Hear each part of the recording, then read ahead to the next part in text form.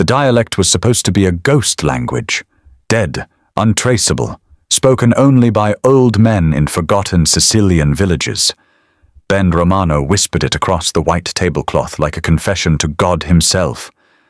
Ci lumitiun ta fundazioni du ponti, ca si strozza colucimentu, which means, I put the rat in the foundation of the bridge, may he choke on the cement. The wine glass shattered before he even saw her hand move. When Analise Sanchez pointed her finger in his face, that perfectly manicured, trembling finger, and screamed back in the same dead tongue, the entire restaurant held its breath. The tattooed king of Miami's underworld, the man who'd clawed his way to the top of the Syndicate with blood under his designer nails, did something he hadn't done since childhood. He froze, because the invisible waitress he'd been ignoring all night had just identified herself in 7 words. Cidu era me patri, tatuatu. That was my father, you tattooed loser. Before I begin, what time is it where you are listening from? Tell me in the comments. 24 hours earlier, Miami glittered like it always did. All chrome and neon and carefully hidden sins. Ben Romano sat in his penthouse, staring at his reflection in floor-to-ceiling windows that cost more than most people's houses. The face tattoos had been a statement, a middle finger to the old guard, to the wrinkled bosses who thought respect meant hiding in the shadows.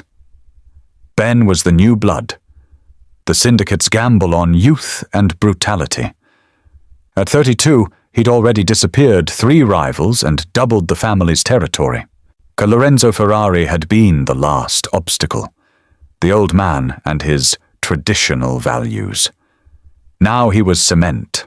Across town, Analise Sanchez tied her apron for the evening shift at Nero, her hand steady despite the exhaustion. 3 years she'd been pouring wine and smiling through insults. 3 years since her father vanished. The FBI handler had promised her, keep your cover, be patient. They'll slip eventually. She was tired of being patient. When the reservation came through, Romano party, booth 7, 8 p.m., Analise felt something shift in her chest. Not fear, recognition. The hunter and the hunted, finally in the same room. Neither of them knew that by tomorrow one of their worlds would end. Ben Romano's knuckles were still bruised from the meeting with the Colombians when he walked into the Syndicate's boardroom. And he didn't bother hiding them. In fact, he made sure everyone saw as he drummed his tattooed fingers against the mahogany table, a deliberate rhythm, like a countdown. The old men shifted in their seats. Good. Let them squirm. Gentlemen, Ben said, his voice carrying the particular softness of a man who'd never needed to shout to be terrifying. We have a rat problem. Salvatore Giordano, 73 and still clinging to his seat at the head of the table, cleared his throat. His eyes flickered to the ink crawling up Ben's neck, a rose intertwined with thorns, the petals bleeding into script that read, Sangue chiama sangue. Blood calls to blood. The old man had never approved of the tattoos, said they made Ben look like a common thug instead of a boss. Ben loved that it bothered him. The Ferrari situation, Salvatore began carefully, requires discretion. Lorenzo has friends, old alliances, if we move too quickly. Lorenzo Ferrari. Ben interrupted, leaning back in his chair with the casual arrogance of a man half their age and twice as dangerous. Has been bleeding us dry for 6 months, skimming from the ports, talking to people he shouldn't be talking to. He paused, let the weight of that insinuation settle.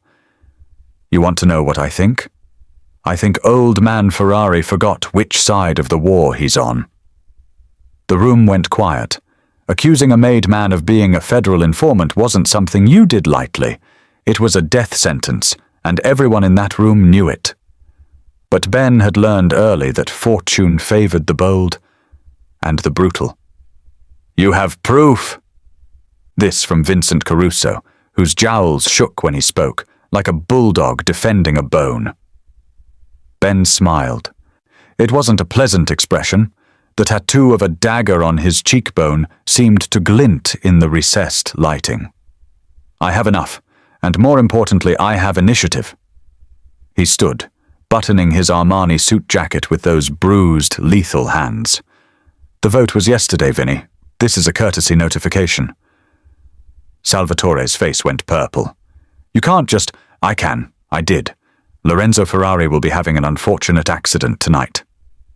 Ben walked toward the door, then paused, glancing back over his shoulder. Oh, and gentlemen, next time you want to question my decisions, remember who tripled your profits in 18 months. Remember who solved the Delgado problem when you were all too scared to get your hands dirty. He tapped the tattoo on his temple, a crown of thorns, because subtlety had never been his strong suit. I'm not the old guard. I'm the new order. Get used to it, or get out. The door closed behind him with a soft click that felt more final than a gunshot. 3 hours later, Ben sat in the back of a black Escalade outside a marina in South Beach. His consigliere, Samuel Martini, was in the passenger seat, phone pressed to his ear. Through the tinted windows, Ben watched Lorenzo Ferrari's silhouette moving on his boat, a 60-foot yacht called Fortuna. How poetic. He's alone, Samuel said, ending the call. Wife's at her sister's. Bodyguard got food poisoning. He smirked. Funny how that works. Ben cracked his knuckles, studying the bruises. They'd faded to a sickly yellow-green. By tomorrow, they'd be gone entirely, just another ghost. You bring the chains? In the trunk, heavy duty, or the kind they use for anchors. Samuel lit a cigarette, the flame briefly illuminating his face. You sure about this, Ben? Ferrari's got a daughter. She disappeared after the family collapsed, but still. Loose ends. Analise. Ben rolled the name around in his mouth like a bitter wine. He'd done his homework. She's been gone for 5 years, probably shacked up with some accountant in Iowa, trying to forget she's got mob blood. Even if she cared, she's got no pull, no connections. She's nobody. The confidence in his voice was absolute. Ben Romano didn't make mistakes. He made examples.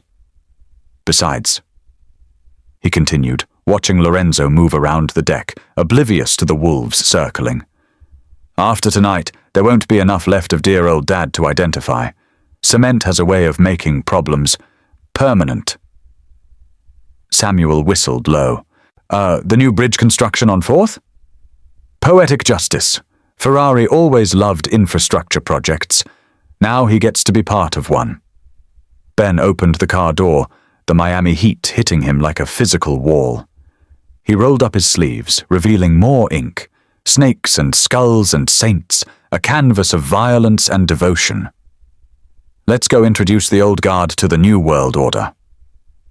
The yacht rocked gently in the dark water, waiting.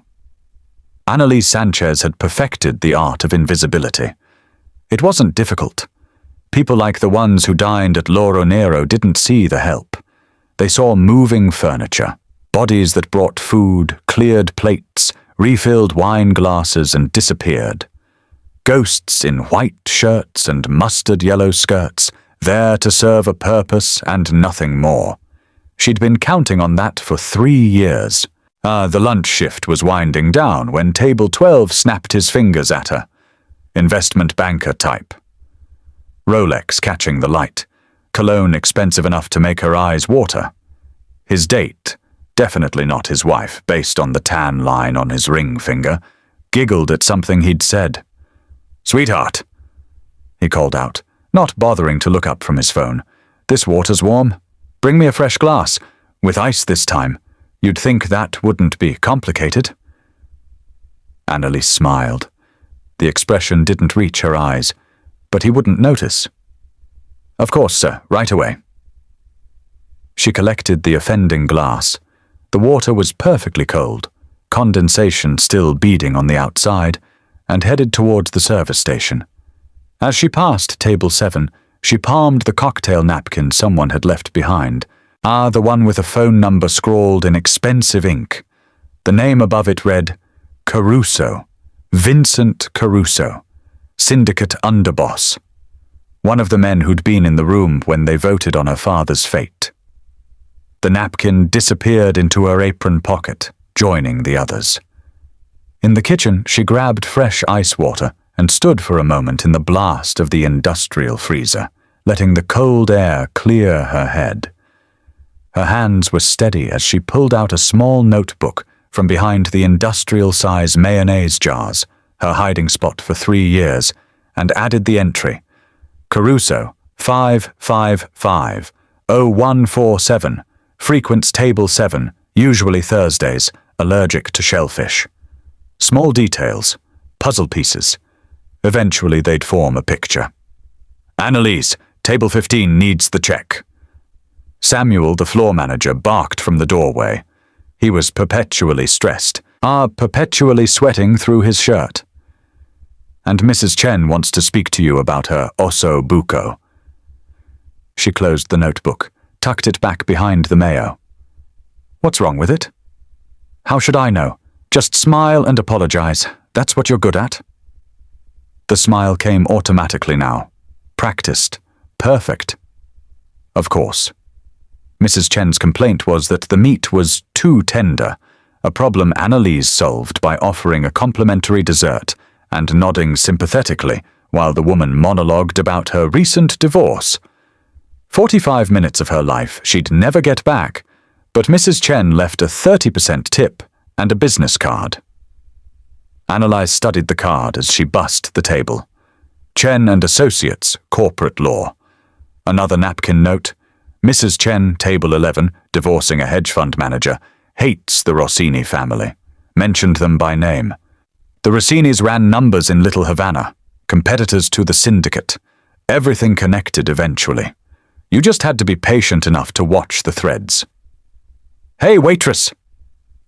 Table 18 this time. Loud, drunk at 3 p.m., gold chain thick enough to anchor a boat. His buddies laughed at whatever joke she'd missed. Yeah, you. Bring us another round. And smile more, honey. You look miserable. Analise walked over, her pen poised above her pad. Up close, she could see the scar on his wrist. 3 parallel lines. Prison tattoo. Poorly done. What can I get you, gentlemen? 4 more whiskeys. The good stuff, not the swill you served last time. He leaned back, appraising her like meat. You got a boyfriend, sweetheart? I'll get those drinks right away. His hand caught her wrist. Not hard, but firm enough to make his point. I asked you a question. The restaurant seemed to recede. For a moment, Analise wasn't in Loro Nero. She was 17 again, watching her father's colleagues crowd their dining room, demanding to know where Lorenzo Ferrari had gone, their hands on her mother's shoulders, their voices escalating. The smell of cigar smoke and expensive cologne and barely contained violence. She'd learned then that men like this only understood one language. Analise looked down at his hand, then up at his face. Her voice dropped low enough that only he could hear. Sir, you have 3 seconds to let go before I break every finger you're touching me with. Then I'll bring your drinks, you'll leave a 20% tip, and we'll both pretend this didn't happen. Something in her eyes must have convinced him. Maybe it was the steadiness. Maybe it was the absolute absence of fear. His hand released, and he forced a laugh.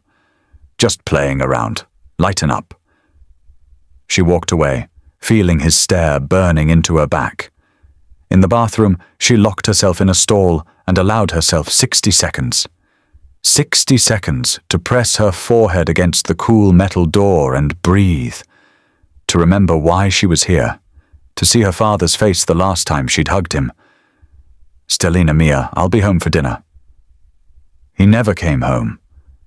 Analise pulled out her phone and scrolled through the photos she'd collected. Surveillance shots of Syndicate members, license plates, meeting locations. 3 years of hunting. And she was finally close.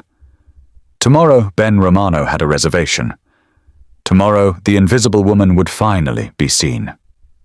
The reservation came through at 4:47 p.m. on a Tuesday. while Analise was polishing wine glasses in the pre-dinner lull. She heard Samuel's voice rise from his office, not quite a shout, but close, and watched him hurry out to huddle with Giuseppe, the owner. Giuseppe only came down from his office for 2 reasons: health inspections or very important guests. Analise kept polishing, head down, ears open, a skill she'd perfected. "Once booth 7, the private one," Samuel was saying, wringing his hands like he always did when he was nervous. 8 p.m. tomorrow. Party of 4. He specifically requested, "Give him whatever he wants." Giuseppe interrupted. The old man's face had gone pale beneath his permanent Mediterranean tan.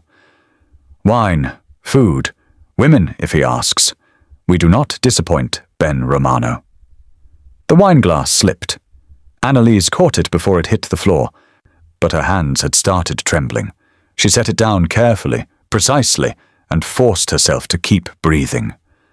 "Ben Romano. Here, tomorrow. Maria will take the table," Giuseppe continued. "She's our best, most experienced. Maria called in sick. Her daughter has the flu." Samuel checked his tablet, swiping frantically. "I could ask Stephanie." "Stephanie spilled wine on Councilman Herrera last week. Absolutely not." Giuseppe paced, a short man whose anxiety made him seem even smaller. "We need someone perfect, someone who won't shake, won't stare, won't do anything to make Mr. Romano uncomfortable." Annalise's mind was racing. 3 years she'd been waiting. 3 years of watching low-level associates and underbosses, collecting scraps, building her case. But Romano was the crown jewel. The man who'd risen to power right around the time her father disappeared. The new face of the Syndicate. The man who knew something. She was sure of it. "I'll take it." The words came out before she'd fully processed the decision. Both men turned to stare at her like she'd grown a second head. "Excuse me?" Giuseppe's eyebrows climbed toward his receding hairline. Analise set down the glass and walked over, keeping her posture submissive, her voice soft. The invisible woman asking for a favor, not making a demand. "I'll take table 7 tomorrow. I know I'm not as experienced as Maria, but I've been studying the wine list. I won't make mistakes." Samuel laughed, the sound brittle with stress. "Analise, this isn't serving the theatre crowd. This is Ben Romano. Do you know who that is? A very important guest who deserves excellent service," she recited, meeting his eyes with practiced earnestness. "I won't let you down. Please, I need the tips." She let a note of desperation creep into her voice. Real desperation, just redirected. "My rent went up. I'm behind. A table like this could make my whole month." It was a lie. The FBI paid her rent. But men like Samuel and Giuseppe understood financial desperation. It was a language everyone in Miami spoke. Giuseppe studied her for a long moment. She could see him calculating the risk of an inexperienced server versus the hassle of finding someone else on short notice. "You've worked here how long?" 3 years. Never missed a shift. Never had a complaint." That last part wasn't quite true, but close enough. "She is reliable," Samuel admitted reluctantly. "And she does that thing where she disappears. The guests like that. They can talk freely." Yes, Analise thought. They can talk freely. That's exactly what I'm counting on. Giuseppe sighed, pinching the bridge of his nose. "Fine. But Analise, you listen to me very carefully." He stepped closer. His voice dropping to a whisper. "You do not speak unless spoken to. More threatening. You do not ask questions. You do not make eye contact for longer than necessary. You are a ghost. You bring food. You pour wine. You disappear. Understand?" "Yes, sir. If you spill anything, if you hesitate, if you do anything to make him uncomfortable, you're fired. And that's if you're lucky." The unspoken threat hung in the air between them. Giuseppe might own a restaurant, but he paid protection money like everyone else. He knew exactly what men like Romano were capable of. "I understand completely," Analise said. And she did, just not in the way he thought. Giuseppe waved her away. "Go, practice the wine pairings, memorize the specials, and for the love of God, get some sleep. I don't want you looking tired tomorrow." Analise nodded and retreated to the service station, her heart hammering against her ribs. She waited until both men had disappeared before pulling out her phone and stepping into the walk-in freezer, where the security cameras had a blind spot. The FBI handler picked up on the second ring. "It's me," Analise said quietly, watching her breath fog in the cold air. "Oh, Romano's coming in tomorrow night. Booth 7. I'm serving him." A pause. "Analise, we discussed this. You're intelligence gathering only. You don't engage—" "I'm not engaging. I'm doing my job." She kept her voice steady, professional. "But if he says something, if there's an opportunity—" "You do nothing. You report. That's the deal." She closed her eyes, saw her father's face, heard his voice reading her bedtime stories in Sicilian, the old dialect his grandmother had taught him. "Stellina mia." "Understood," she lied. Tomorrow, the hunter and the hunted would finally meet, and only one of them knew they were in danger. Ben Romano arrived at Loro Nero like a king entering his kingdom, late, loud, and utterly unconcerned with the ripple of nervous energy that preceded him through the restaurant. And Analise watched from the service station as the hostess practically genuflected while leading his party to booth 7. 4 men, all in suits expensive enough to pay her rent for a year. Ben was easy to spot. The tattoos made sure of that. Even in the dim, romantic lighting of the restaurant, the ink on his face seemed to writhe like living things. She'd seen his photograph in the files, surveillance shots, grainy and distant. But in person, he was different. Younger than she'd expected. Handsome in a dangerous way that made smart people cross the street. The kind of man who smiled before he pulled the trigger. The kind of man who'd killed her father. Her hands steadied as she picked up the wine list. 3 years of practice. 3 years of wearing someone else's face. She could do this. "Table 7. Samuel hissed, appearing at her elbow. "They're ready for drinks. Don't screw this up." Analise approached the booth with her eyes downcast, the picture of submissive service. "Good evening, gentlemen. Welcome to Loro Nero. May I start you with something to drink?" Ben didn't even look at her.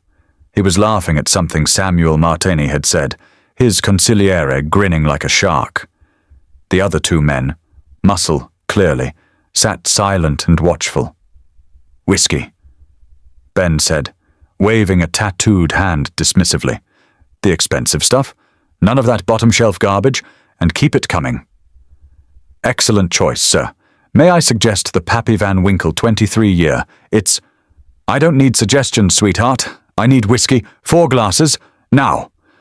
She nodded and disappeared, her face burning. Not from embarrassment, from rage that she had to swallow like poison. But the night progressed in a blur of plates and bottles. Ben's party ordered everything, oysters, wagyu, lobster, and barely touched half of it. They were there to be seen, to remind everyone in the restaurant who owned Miami's underworld. Ben drank steadily, his laughter growing louder with each pour. By the 3rd bottle of whiskey, his jacket was off, his tie was loosened. The tattoos on his neck seemed to pulse with his heartbeat. Or maybe that was just Annalise's imagination, her hatred giving them life. "More wine!" Martini called out, snapping his fingers. She brought a Barolo, 2015, decanting it with practiced precision. As she poured, she heard fragments of their conversation. Sports betting. A shipment coming in from Caracas. Someone named Paulie who'd screwed up a collection. Nothing useful, nothing she could use. Then Ben's phone rang. He glanced at the screen, and his expression shifted, something darker sliding behind his eyes. "Excuse me, gentlemen. Business." He stepped away from the table, phone pressed to his ear, and Analise watched him pace near the restrooms. When he returned 5 minutes later, he was looser, almost giddy. "That," he announced, dropping back into the booth, "was confirmation. Our friend has been permanently retired." Martini raised his glass. "To new beginnings. To removing obstacles," Ben corrected, and they drank. The muscle men excused themselves to smoke, leaving Ben and Martini alone in the booth. This was the moment Analise had been waiting for, when the bodyguards were gone and the liquor had loosened tongues. She approached to clear their appetizer plates, moving slowly, silently. Ben leaned toward Martini, his voice dropping, but not low enough, not for what came next. "You should have seen his face, Samuel," Ben said, switching seamlessly into Sicilian. The old dialect, the one from the mountain villages, the one nobody spoke anymore. When he realized what was happening, l'uomo vecchio, the old man, he actually tried to beg. Annalise's hands froze on the plate. The dialect crashed over her like a wave. Her grandmother's voice, her father's bedtime stories, the language of her childhood. Martini chuckled, responding in the same tongue. "Tutti li gadini tornano o palummaru. All chickens come home to roost." "I put him exactly where he belonged." Ben continued, his words slurring slightly with drink and satisfaction. "Ci lo mittiu in ta fondazione du ponti, ca si strozza col cimento. I put the rat in the foundation of the bridge. Ah, may he choke on the cement." He laughed, a sound like breaking glass. "The new bridge on 4th. They poured concrete yesterday. By now, Old Ferrari is part of Miami's infrastructure. Poetic, no?" The plate slipped from Annalise's fingers. The crash was deafening in the sudden silence. Porcelain exploding across marble tile, oyster shells scattering like shrapnel. Every head in the restaurant turned. But Analise didn't notice. She was 17 again, waiting by the window. Her father had promised to be home for dinner.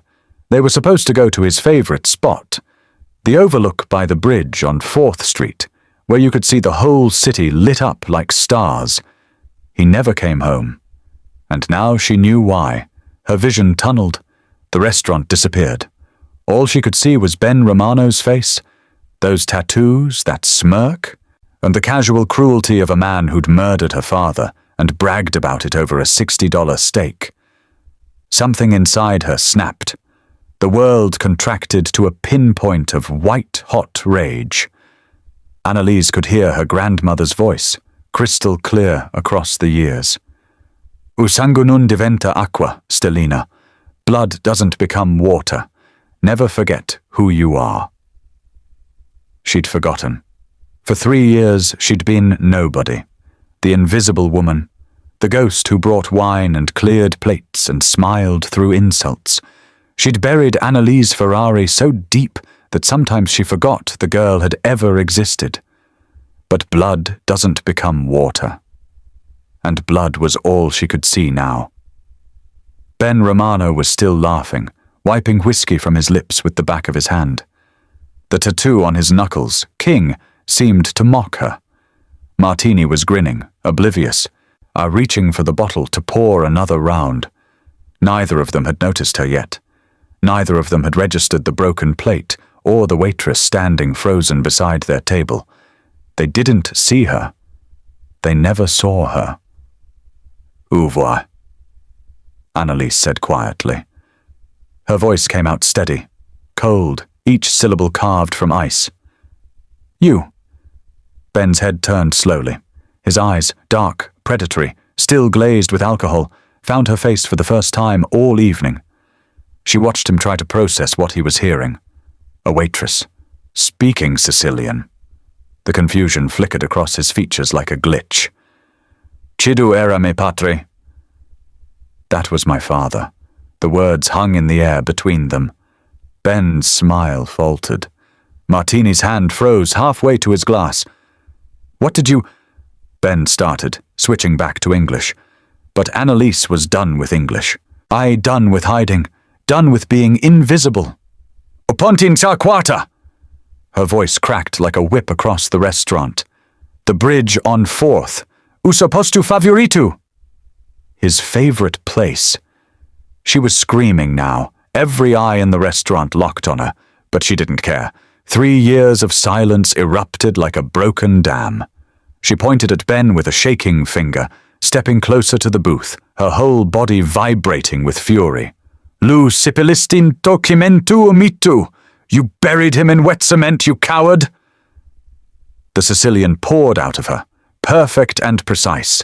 Her father's dialect, her grandmother's prayers, the language of Sunday dinners and lullabies, and everything she'd lost. Every word was a knife, every syllable an accusation. Pinsasti canudu sapessi? Canudu capiva? Caputisi ammazzari, nomu onuratu, e vantariti komu un cani. You thought no one would know, that no one understood, that you could murder an honorable man and brag about it like a dog? Ben's face had gone white beneath the tattoos. He shot to his feet, the booth table rattling as his knee struck it. The whiskey bottle tipped, amber liquid spreading across white linen like blood. Who the hell are you? His hand moved inside his jacket, muscle memory reaching for a weapon. But Analise was beyond fear, beyond calculation. She'd spent 3 years being careful, being smart, following protocol. 3 years choking on rage and grief while she smiled and poured wine for the men who'd destroyed her family. No more. Analise Ferrari. She screamed her name like a war cry, like an identity reclaimed from the grave. Figia di Lorenzo Ferrari, Lomuca Amazzasti! Daughter of Lorenzo Ferrari, the man you murdered. The restaurant had gone silent. Forks suspended mid-air, wine glasses forgotten. Even the kitchen staff had emerged, drawn by the commotion. Giuseppe stood in the doorway of his office, his face a mask of pure terror. Martini was on his feet now too, his hand definitely on a gun. Ben, we need to... Cilu mitiunta fundazioni du ponti. Analise mimicked savagely, throwing Ben's own words back at him with perfect inflection. I put him in the foundation of the bridge. Casi strozza culu cimentu. May he choke on the cement. She took another step closer, her voice dropping to something lethal and cold. Lu grammatica è sbagliata, strunzu. Si dice ca si strozzi, no si strozza. Congiuntivo presente. Am pezzo di tatuatu. Your grammar is wrong. It's may he choke, present subjunctive. You tattooed criminal. It was absurd, correcting a killer's grammar while accusing him of murder. But something about it broke through Ben's shock. His eyes focused, really focused, and she watched him see her. Not the waitress. Her. The family resemblance was there if you knew to look. Her father's sharp cheekbones, her grandmother's fierce dark eyes, the Ferrari nose, the Ferrari temper. Ben's hand emerged from his jacket, gripping a pistol. And Analise smiled. Because she'd just gotten a mafia boss to pull a weapon in a crowded restaurant full of witnesses while confessing to murder in a dead language he thought no one else spoke. The wire taped beneath her uniform felt like a brand against her skin. Ariristatu, she said softly. Checkmate. Ben Romano had killed 17 men in his 32 years. He'd done it with guns, with knives, once memorably with a boat anchor and 50 feet of chain. He'd looked into dying eyes and felt nothing but satisfaction. The cold certainty that he was stronger, smarter, untouchable. Fear was something other people felt. Something he inflicted.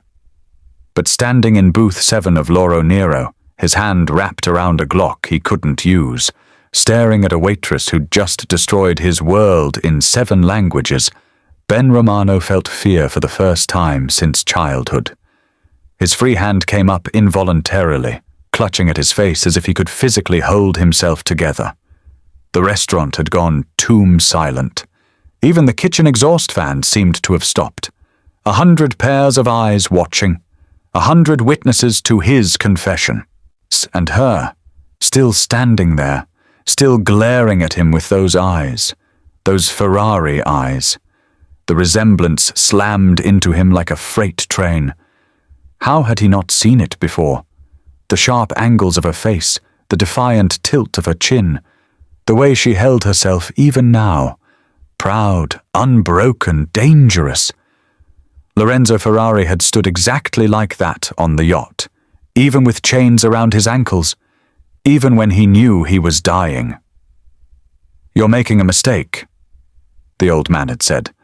"My daughter." Ben had laughed. "Your daughter ran away 5 years ago. She's nobody. She's nothing." But Lorenzo had smiled. Even then, even facing death, he'd smiled. "You don't know my Stellina. You think you do, but you don't. She's got her nonna's fire, her mother's patience, and my memory." Then the cement. Now that smile made terrible sense. Ben's fingers pressed harder against his cheekbone, feeling the tattoo ink beneath his skin. The dagger, the crown of thorns, all the symbols of power that suddenly felt like children's drawings. His mouth had gone dry. The whiskey churning in his stomach threatened to come back up. "You're dead," he heard himself say. His voice sounded wrong, thin, reedy, nothing like the confident growl he'd used to order Lorenzo's execution. "You disappeared. 5 years. You're supposed to be gone." Annalise's smile was her father's smile, cold, patient, victorious. "I was never gone," she said, still in Sicilian, her voice carrying across the silent restaurant like a bell. "Stava aspettanu, accumugianu, imparanu." I was waiting, gathering, learning. Martini grabbed Ben's arm. "Boss, we gotta move. Now, we can still—" But Ben couldn't move. Heine's body had locked up, every muscle rigid. The Glock felt like it weighed 1,000 pounds. He stared at Analise and saw his entire empire crumbling. Every carefully constructed lie, every bribe paid, every judge bought, every cop on payroll, all of it falling apart because he'd gotten drunk and sloppy and bragged in a language he thought was safe. The 2 bodyguards burst back in from their smoke break, hands already reaching for weapons. They saw their boss frozen, saw the standoff, saw the crowd of witnesses. Their training kicked in.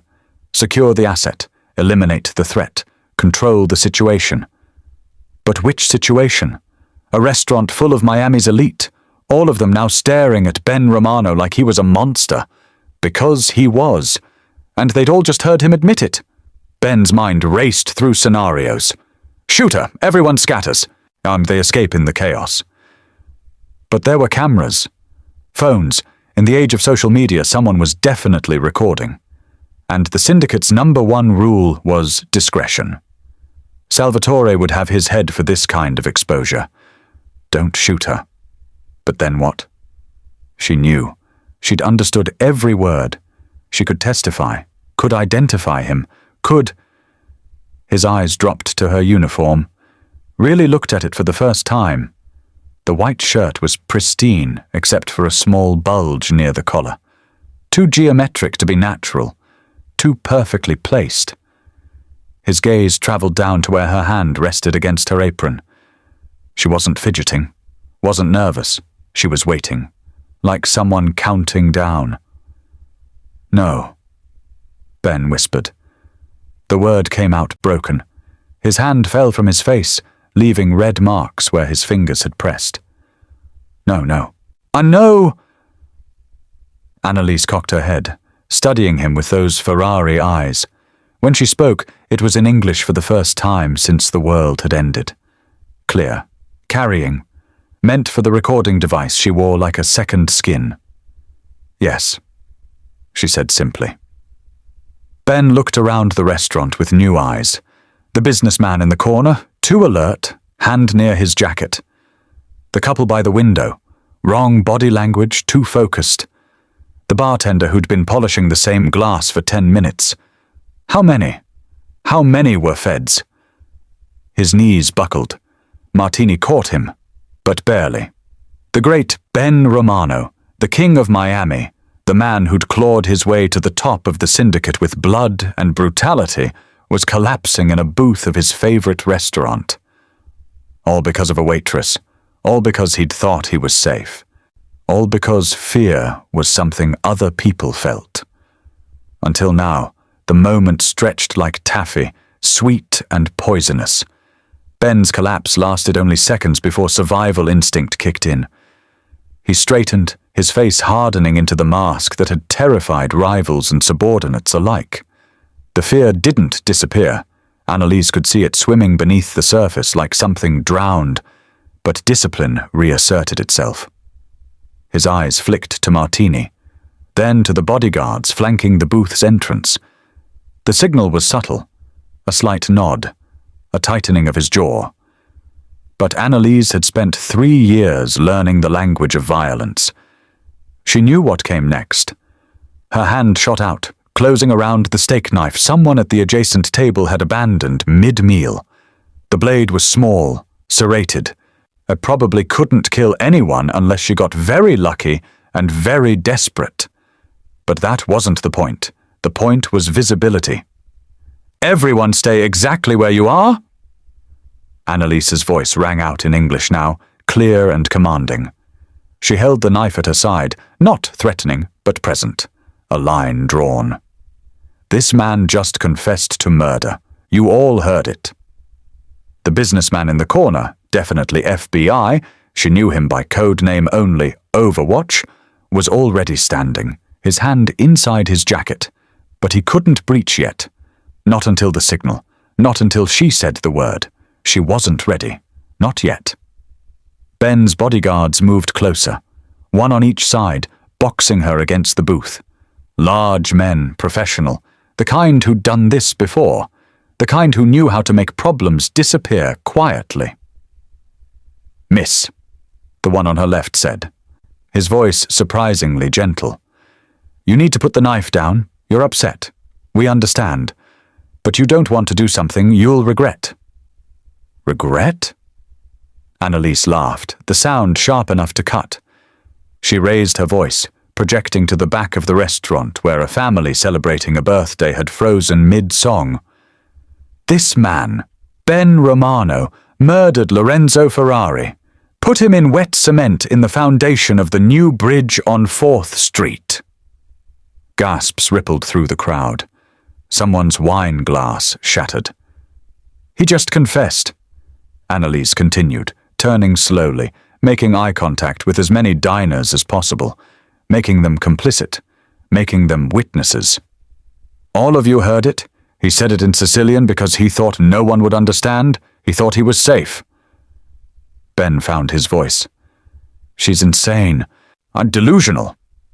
He spread his hands in a gesture of innocence that might have worked on someone who hadn't watched him clutch his face in terror 30 seconds ago. "I don't even speak Sicilian. This woman is clearly having some kind of breakdown." "Cilumitiunta fondazioni du ponte," Analise screamed, throwing his exact words back at him. "Those were your words. You said you put the rat in the foundation of the bridge. You said Lorenzo Ferrari deserved to choke on cement." The restaurant erupted in chaos, chairs scraping, people standing. Someone was definitely filming now. She could see the phone screens glowing in the dim light like fireflies. Perfect. "And you!" Analise whirled on Martini, the knife still in her hand. "Samuel Martini, consigliere to the Syndicate. You laughed. You toasted to removing obstacles. You're an accessory to murder." Martini's face went purple.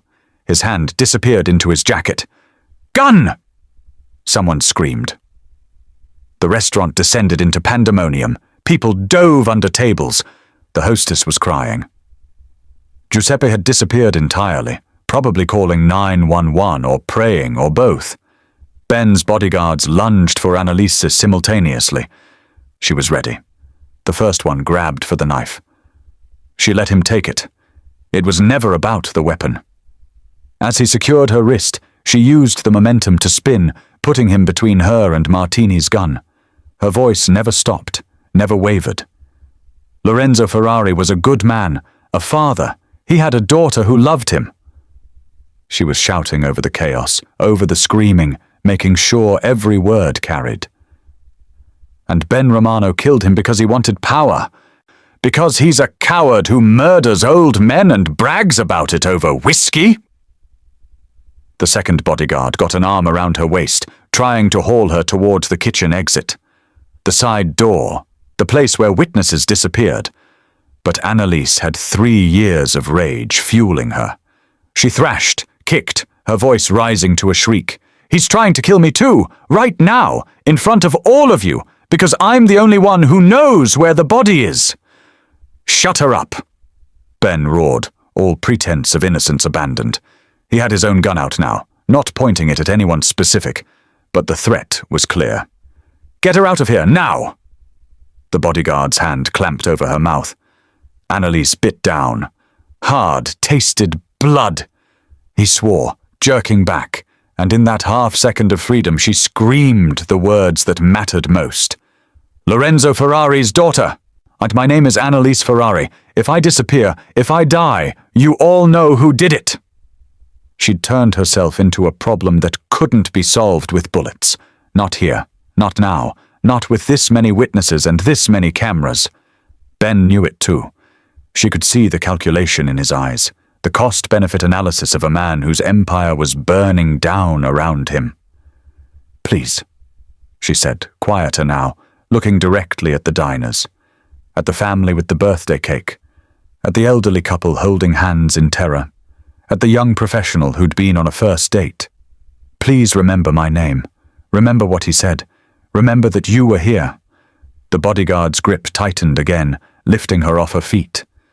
And Analise looked at Ben Romano one last time and smiled, because she could feel the wire against her skin, and could imagine the FBI van outside, the recording equipment, the prosecutors who were probably already drafting warrants. She'd done it. She just had to survive the next 60 seconds. The bodyguard had Analise 6 inches off the ground when Ben Romano's last thread of control finally snapped. It wasn't the screaming that did it. It wasn't even the witnesses or the cameras or the empire crumbling around him like wet sand. It was the smile. That Ferrari smile. The same one Lorenzo had worn on the yacht. The same one that said, "You've already lost. You just don't know it yet." Ben had put a bullet in Lorenzo Ferrari to erase that smile.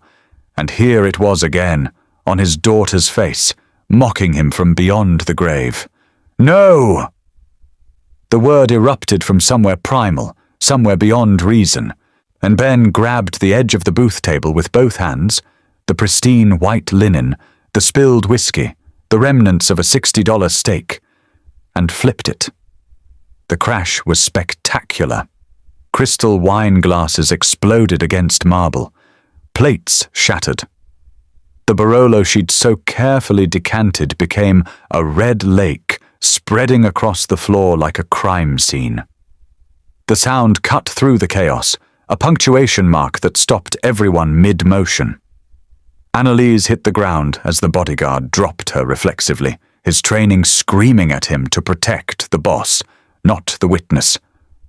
She rolled, came up on her knees in the spreading wine, her uniform soaked crimson. Ben stood in the wreckage, chest heaving, gun raised and pointing directly at her face. The restaurant went silent again. A different silence this time. Not shock, terror. "You're lying," Ben said. His voice came out strangled, desperate. The gun shook in his hand, barely, but enough. "You're a crazy girl making up stories. I didn't. You said you put him in the foundation." Analise stayed on her knees, hands visible, non-threatening. But her voice was steel. "The bridge on 4th Street. You said he choked on cement. You said it in Sicilian. You said, 'Shut up!'" Ben's finger tightened on the trigger. "Shut up! Shut up! Shut the hell up!" Martini grabbed his arm. "Ben, don't! Not here! Not with all these—" Ben shook him off violently. "She's going to destroy everything. Don't you see? She's been here for 3 years. 3 years! Listening! Recording!" His eyes were wild now, the fear transforming into something more dangerous. Cornered animal logic. "She knows everything. Everyone who comes here. Every conversation, every—" He stopped, stared at her, really processed what he'd just said. Recording. The word hung in the air between them like a guillotine. Analise watched the realization spread across his face, watched the last of his control evaporate. This was the moment. This was what her handler had warned her about. The most dangerous moment, when a desperate man with nothing to lose decided to take everyone down with him. Ben's gun hand steadied. The shaking stopped. His face went blank. She knew that look. She'd seen it in the surveillance photos. The moment before the trigger pull. The moment when a human being decided another human being should stop existing. "You're wearing a wire," Ben said flatly. Not a question. A death sentence. "Ben, we can still—" Martini started. "She's FBI." Ben's voice was almost calm now, as the calm of a man who'd accepted the inevitable and decided to go out shooting.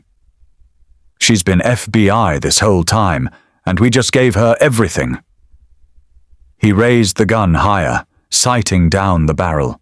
His finger was on the trigger. Analise could see it from where she knelt, the tension, the pressure point, the fraction of an inch between life and death. Around them, people were screaming, diving for cover, calling 911. But it was all background noise. All of it faded except for Ben's eyes and the black hole of the gun barrel and the choice Analise had made 3 years ago to trade safety for justice. She'd known it might end like this. She'd known since the moment she walked into the FBI field office with a notebook full of evidence and a heart full of rage.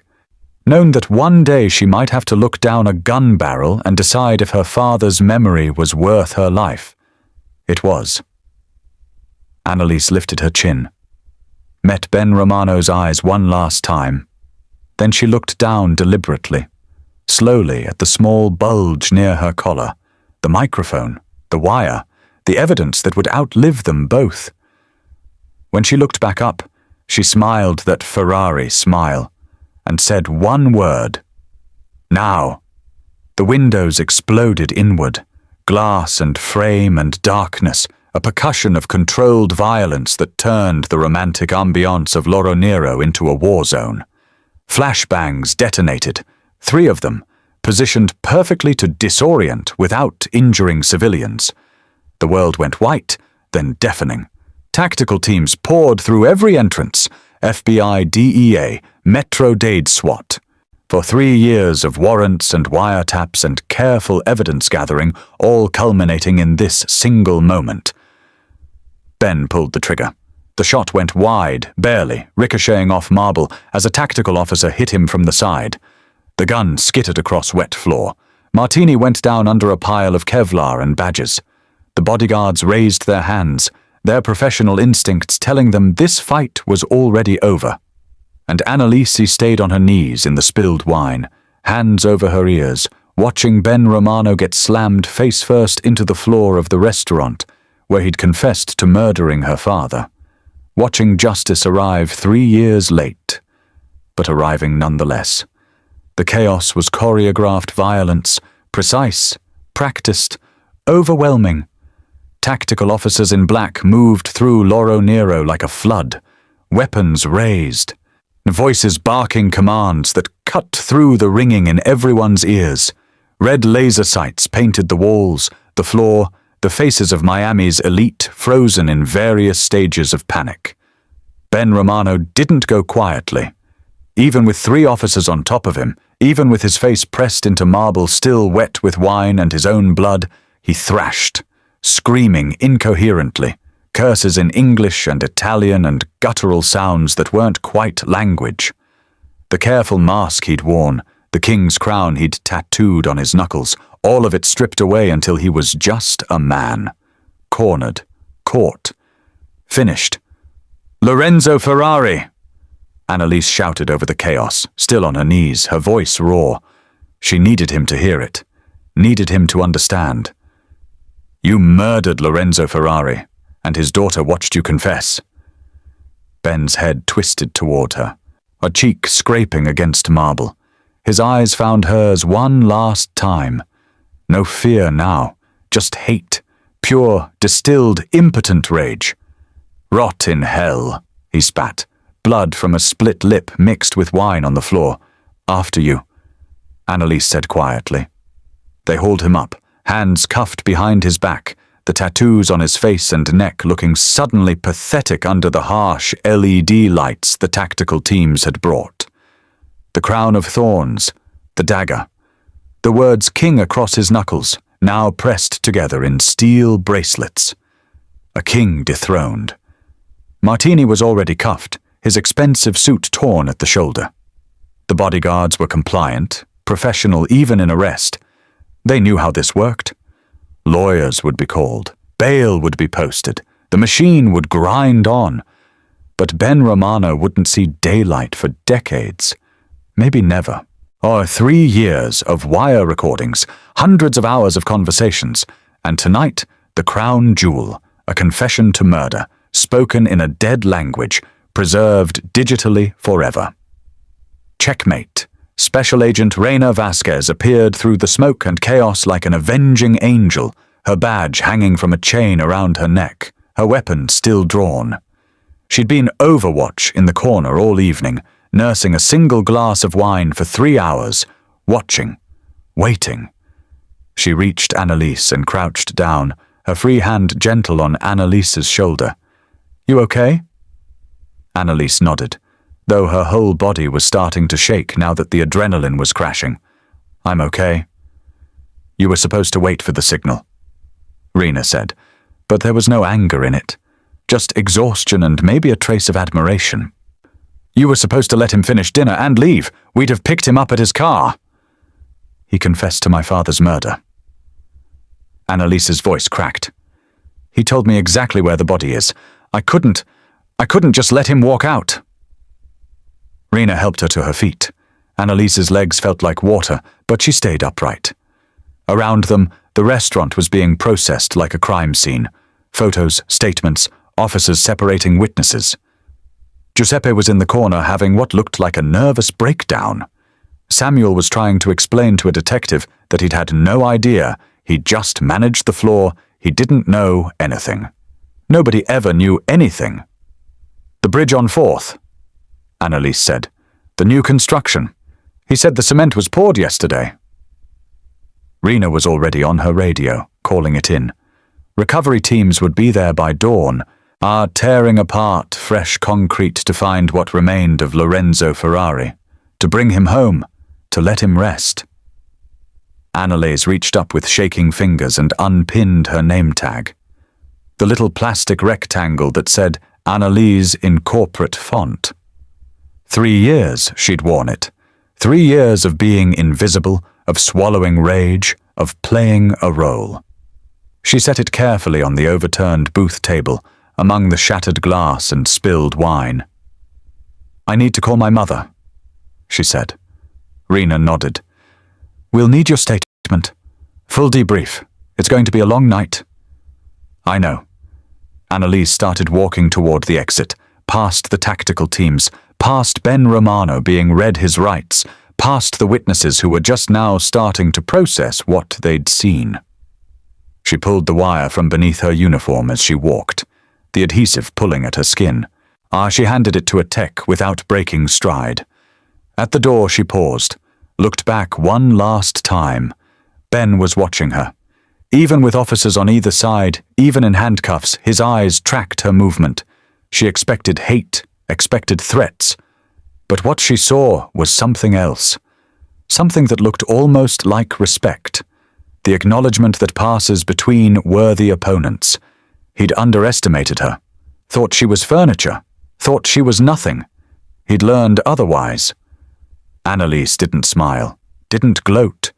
She just held his gaze for 3 heartbeats, then turned and walked out of Loro Nero for the last time.